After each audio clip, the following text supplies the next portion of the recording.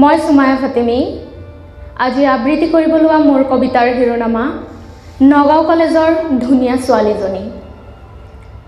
সমনীয়াৰ পৰা দুষ্ট ল'ৰা নাম পাইছিলোঁ, তোমাৰ কাজল হনা নীলিম চকুজুৰিত যেতিয়া লাগি চাইছিলোঁ। তুমি কবিতা কাঞ্চন মনুৰ লগত ফুচকা খাই পতা চঞ্চল কথাবোৰৰ যেতিয়া জুতি লৈছিলোঁ। কলেজ কেণ্টিনত ল'ৰাৰ জাকবোৰো তোমাৰ সেউজীয়া হাঁহিৰ মিচিকীয়া কথাবোৰেই শুনিব গৈছিল। কিছুৱেতো তোমাক চাই আগত থৈ দিয়া গৰম গৰম চিঙৰাবোৰো খাব পাহৰিছিল। আজিও চাগে কলেজ কেণ্টিনৰ তুমি বহা চকীবোৰে তোমাৰ ঠিকনা বিচাৰি ফুৰে। আজিও চাগে ফুচকা চিঙৰাবোৰে তোমাৰ সৌন্দৰ্যৰ ৰহস্য বিচাৰি ঘূৰে। আজিও চাগে তোমাৰ হাজাৰ অনুৰাগীয়ে কলেজ গেটত আহি তোমাৰ অপেক্ষা কৰে।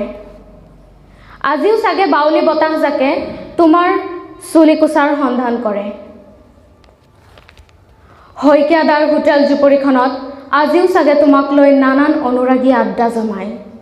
ভিন্নজনে ভিন্ন কবিতা চাগে আজিও তোমাৰ নামতে লিখি যায়।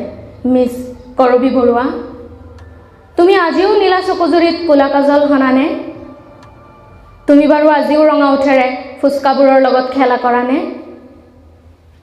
নগাঁও কলেজৰ সন্মুখত আজিও চাগে জাক জাক অনুৰাগীৰ ভিৰ হয় কৰবী বৰুৱা নামৰ সৌ ধুনীয়া ছোৱালীজনী চাবলৈ। মোৰ দৰে প্ৰেমিকৰ হিয়া চাগে আজিও এমুঠি টাই টাই ভাৱনাৰে খুন্দিয়াই যায়। আজিও চাগে কলেজখনে কৰবী বৰুৱাৰ বগাগালৰ মিচিকীয়া কথাবোৰৰ বাট চায়। ধন্যবাদ।